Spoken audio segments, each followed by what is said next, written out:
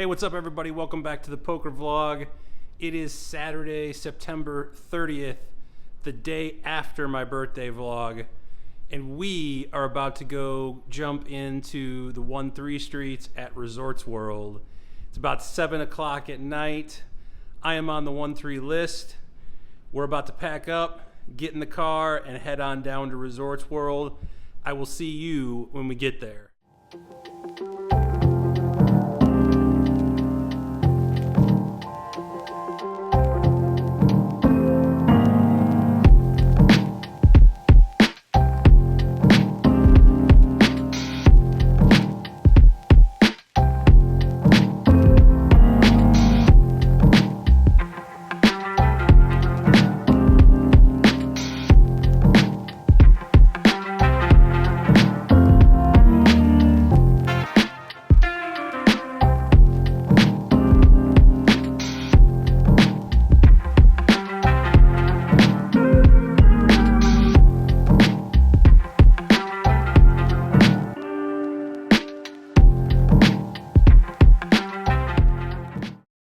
All right, after folding for about the first hour of this session, I finally pick up a playable hand.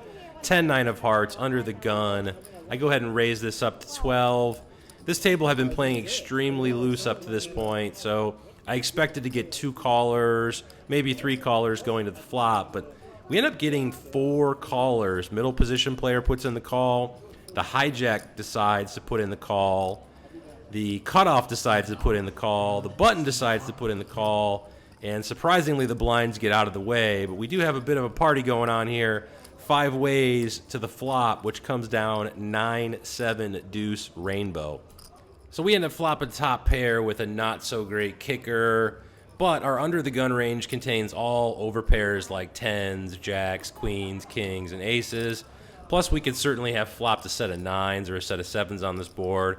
So I decide to continue here. I fire out for about a half pot size bet of $25.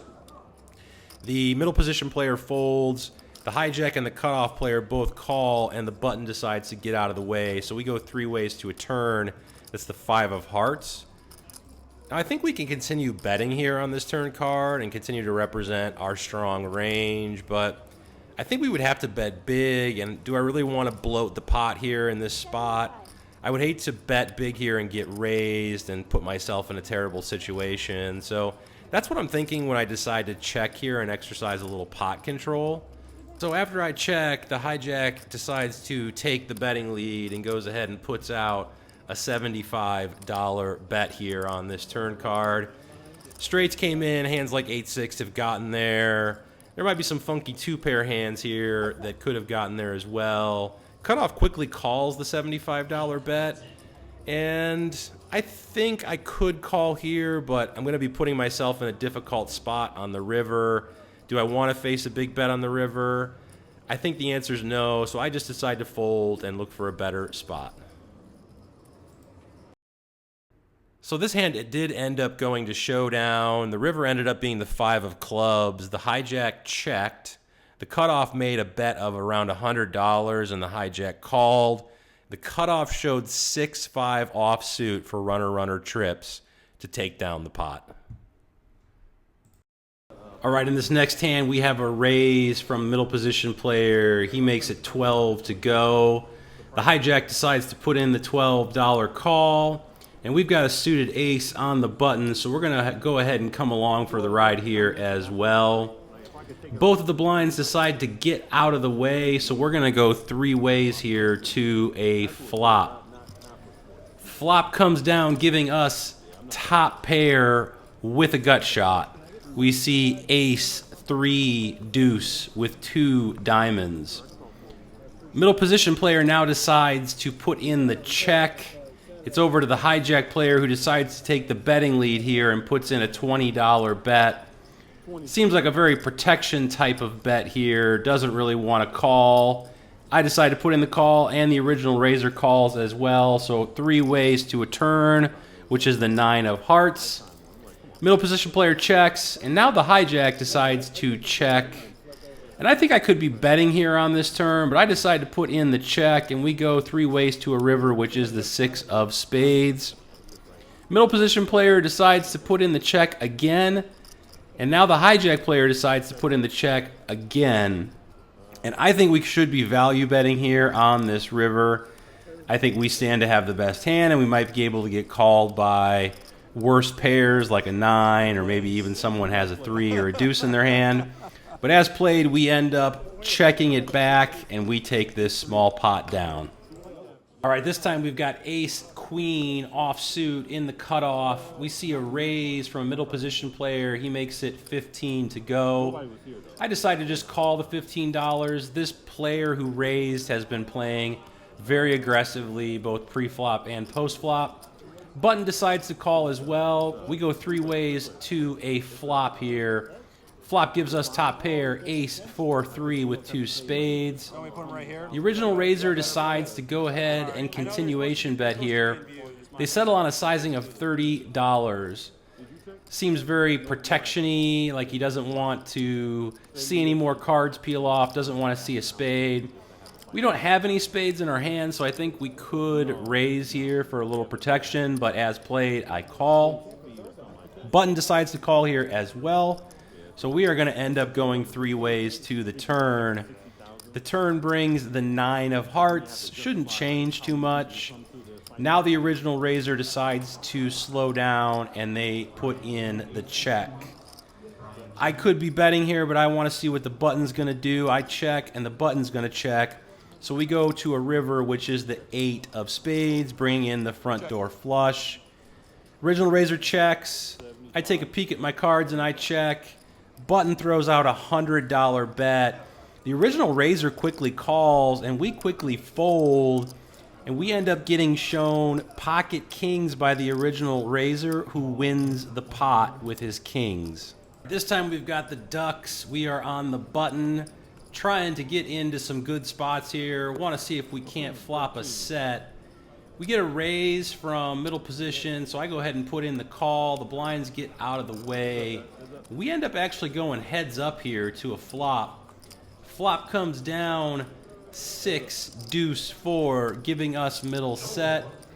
The original raiser now decides to put in the check, and we go ahead and fire out for a small amount here. We just make it 15 to go, and they pretty much snap fold. So we get no action here with our flopped set. All right, in this next hand, I think I might be on a little bit of tilt because we folded the best hand with ace-queen, and we didn't get any action from our set of deuces. So I end up limping jack-10 of clubs under the gun. Middle position player quickly raises it to 15, folds over to the cutoff, who puts in the call. Button decides to go ahead and put in the call, and I decide to go ahead and call here as well. So we are going to end up going 4 ways to a flop. Flop comes down, giving us a flush draw. We see king 8-6 with 2 clubs. I check it over to the original raiser.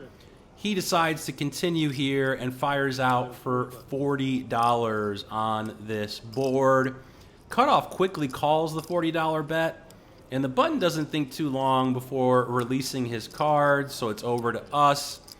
And I think we have good odds here to go ahead and put in the call and see a turn. So I stick in the $40 call, and we are off to a turn 3 ways. We see the 9 of clubs on the turn, giving us not only the flush, but a redraw to the straight flush. I check. Now the original raiser slows down and checks. Cutoff checks as well, and we see a pretty harmless 3 of diamonds on the river. I think I probably could bet here on this river, but I decided to check, and the original raiser checks again, and it goes over to the cutoff, who decides to fire out here for $80 on this river. So I'm really happy to see it not check through. Not going to be folding in this spot, and I'm not going to be calling. I want to get value from my made hands here, so the question is just how much more do I want to make it? Please hit that like button, subscribe to the channel, and hit that notification bell if you haven't done so already. And let me know what you think about our sizing here. I decided to raise this up to $220 over the $80 raise. The original raiser quickly goes ahead and gets out of the way. And the cutoff player doesn't think too long before making some comments and folding his hand as well, and we take down this $480 pot.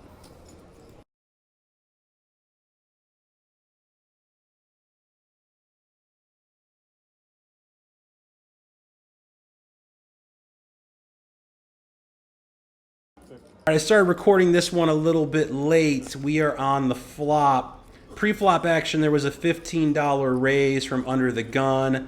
I decided to call. The small blind called, and we see a flop of Jack 7-8 with all diamonds, giving us a flush with a redraw to the straight flush. The original raiser decides to put in the continuation bet of $22. I call, the small blind calls, and we're going to continue on here 3 ways to a turn card, which is a pretty safe 4 of hearts. Small blind checks. The original raiser now decides to continue firing here on this turn. Pretty large sizing too. He decides to go $80 here on the turn. Now the question is, do we want to raise here and spring the trap on the turn, or do we want to just call? I think there's a good chance that the original raiser has quite a few bluffs in his range. I'd seen him taking this line pretty much all night long with almost every hand, and whenever he was betting very aggressively and got raised, he would just fold. So if he's bluffing, I want to keep all of his bluffs in. And the small blind player has a tendency to just call with any hand. So if he's got an 8 or a 7, he's going to stay in as well. So I settle on just putting in the call here on the turn. Let me know what you think about this, if you think it's a clear raise or if calling is okay. I put in the call. Small blind doesn't think too long, puts in the call. So we're going to continue on here to a river. And the river is not the best card in the deck. We see the 4 of diamonds pairing the board and bringing in a flush, 4-liner to a flush. So any ace or king of diamonds now has us beat. A set is now a full house. So when the small blind decides to lead here, they make it $125 to go. The original raiser doesn't think too long and puts in the call. It's back over to us, and I think we have a situation that's just an easy snap call. If we're beat, we're beat. But I end up making a very nitty fold here. And we end up getting shown Jack 10 with the 10 of diamonds that wins the hand. And I'll let you hear my reaction to this. Oh my God. God, I'm fucking terrible. I fucking suck at this game. Maybe I put it on this side. The queen of diamonds. Oh my God, dude. I don't blame you.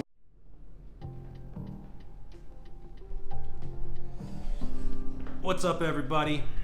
It is about 2 weeks since I played this session, so that was on September 30th. It is October 15th today, so we're getting to this a little bit late, but I wanted to share some things with all of you regarding the vlog, especially since we're getting close to the 6-month anniversary of when I started. So I started this back in May of this year, and we're middle of October now, so it's right around the 6-month mark. And I wrote down some notes here in my fancy journal, some things that I've been reflecting on that I wanted to share with all of you. First, let's go over the numbers for this session. So I was in the game for 400, and I think we cashed out for around 269 or something like that. So we ended up taking a loss. And with that last hand, the Queen 9 of Diamonds hand, had we made the call there, which was the right call, and even if we were beat, I think it's a profitable call long term. We would have been up big. So I think we'll get into a little bit of that as we go through some of this reflection. So that's the session. Not the greatest outcome, and frankly, I kind of lost my will to continue vlogging after that Queen 9 hand. I still played for about another hour and a half after that, and I just didn't feel up to doing the vlogging thing, so I turned off the camera and just played poker. But yeah, so let's get into it. So I think first and foremost for me, what I've come to realize is that I have to get in more volume, volume is just going to be critical to success, and I'm just not getting in enough volume the way that things are right now. So I have to find time in my life to get in more hands and play more poker. I mean, if you think about it, at a live poker table, you probably get in about 25, maybe 30 hands per hour. It's probably more like 20, 25 hands per hour. So if you're playing 10 hours a week and you're getting in 25 hands per hour, it's 250 hands. It's not that much. You really have to get in a lot more volume to see any real results. So that's number one for me, is I need to make a commitment to myself to start playing anywhere from 25 to 30 hours per week and trying to really up that volume, because I think these games are highly beatable. I just don't think I'm playing enough. Right now I'm probably playing between 8 to 10 hours a week, which just isn't enough to really see any real results and really get a gauge on where you're playing well and, you know, where some leaks are and things like that. So I think volume is number one. I've got to make a commitment to get in that 25 hours a week, and that's going to be my goal. It is going to be trying to shoot for 25 hours a week moving forward. For those of you who don't know, and I don't think I've shared this on the vlog, I do work a full-time job, so I'm in software sales. I've been doing that for years, business-to-business sales. And, you know, that takes up a good 45, 50 hours of my week. And the rest of the time I spend doing the vlog and poker and other related life activities. So, you know, another 25 hours a week, or about another 15 hours a week, is what I'd be adding to what I'm currently doing. It's hard to find that time, so it's something that I have to really kind of work into my schedule. And if it's something I want to do, though, I've just got to make it work. So that's number one. Got to get in more volume. Got to put in more hours. Let's see, what do I got here for number two? Let me open my my fancy journal here and see what I have written down in my notes. Number two is going to be tracking results. This is something I'm not good at. I thought when I started the vlog that I could just kind of track my results with what I'm posting here on the vlog, but that's not enough.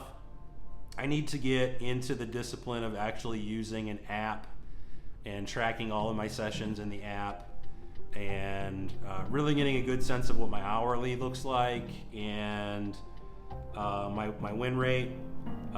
Whether you're looking at that hourly or big blind per 100, it'd be nice to be able to see both, actually. So that's my number two commitment, is I'm going to start using Poker Bankroll Tracker, I think is what it's called. I signed up for a full year subscription to get rid of the ads. I think it was $20 for the year. Pretty inexpensive. And I'm going to start tracking all of my sessions moving forward. I'm just going to get in the habit. I think you can start it as a live session when you sit down. So you just plug in what you bought in for and hit start. And then track everything as you're going through the session. So track your tips, any expenses that you have in that session. You know, you can add it into the app and start getting a real read on what my results look like. So that's number two. Got to start tracking results. Got to get more serious about taking this seriously and being a little bit more professional if I'm going to continue to play and try to improve. So number three, I think we're on number three, right? Number three is actually going to be editing time. So this goes back to number one. It's related to number one. Editing is a lot of time. So I just want to take a moment to give a shout out to anyone who's ever tried to start a poker vlog, anyone who's currently doing a poker vlog, anyone who's doing any sort of vlog or video editing for that matter. It is a real commitment, and the time involved in editing is significant. So I think in order to achieve my volume goals, I'm going to have to seriously consider hiring a full-time editor to do a lot of the video editing. And really, it probably could just be things like the graphic overlays for the cards, because that probably is the most time consuming. But yeah, I mean, it takes me anywhere from 12 to 15 hours per week to do all of the video editing for each episode. So it's very dependent on how many hands you get per episode. Obviously, that's gonna vary, and you know, it's just a lot of time, right? So it's a huge commitment and a huge amount of time. And if I can get some of that time back, so let's say it's taking me roughly 15 hours a week to do editing, if I can get half of that back, right, that's a huge win, because I can use that time to play more poker, and I can use that time to study more poker and improve my game. So I think, yeah, I'm seriously considering, if not this year, early in 2024, hiring a full-time editor to take over a lot of the editing duties. And I do have an editor for the shorts that I post. He does a great job, and I will more than likely just continue to use him for both the shorts, and I'll transition all of the editing for the full vlog to him as well. So shout out to you, Daniel. You do amazing work, and you might have more work coming your way, so stay tuned for that. And yeah, so that was number 3. Let's see, number 4, what we got for you here. Number 4 is risk adverse, is what I put down here. Risk adverse. And I think that is just a personality trait of mine that I'm gonna have to really work hard on, because I'm overfolding in a lot of spots. As you saw in this vlog, I folded top pair with that ace queen hand when the button player was bluffing and the original raiser had pocket kings. I think I had odds to call there.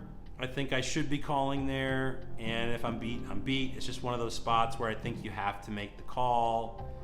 And the queen 9 hand, I was getting 6-1 or about 6-1 on a river call there. I think I just have to make the call. If they have an ace of diamonds or the king of diamonds or a full house, so be it.